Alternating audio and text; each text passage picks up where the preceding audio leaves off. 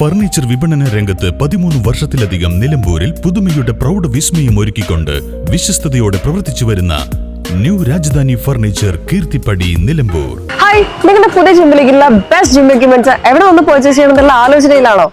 അതോ വീട്ടിൽ സ്വന്തമായിട്ട് വർക്ക്ഔട്ട് ചെയ്യാൻ ഒരു ഹോം ജിം സെറ്റ് ചെയ്യാനുള്ള പ്ലാനിംഗിലാണോ? Wellnex fitness equipment sales and service near Seethi Haji stadium Edavanna.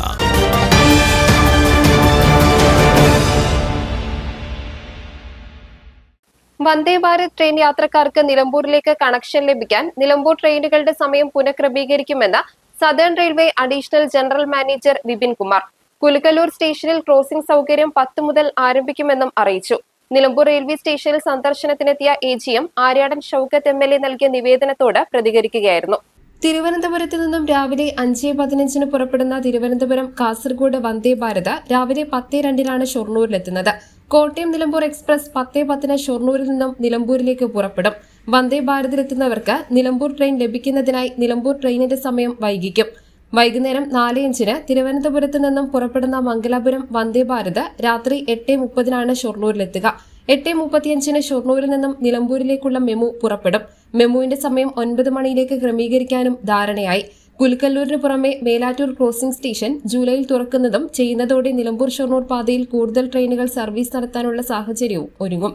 Nilambur yard നവീകരണവും platform വീതികൂട്ടലും അടക്കമുള്ള പ്രവർത്തികളുടെ ടെൻഡർ നടപടികൾ വേഗത്തിലാക്കും.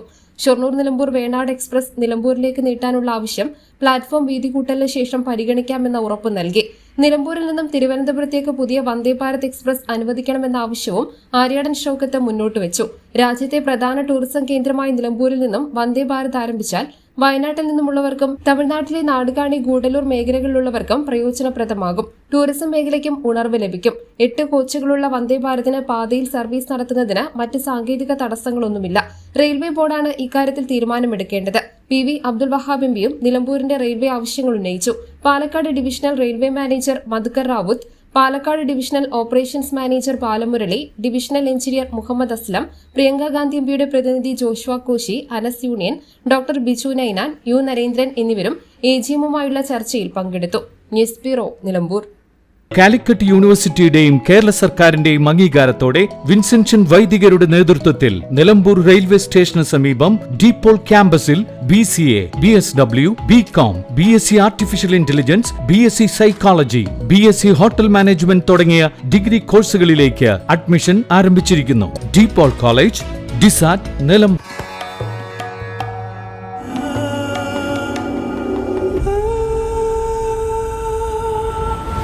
Charitra Vivag Bridal Collections by Shobhika Weddings.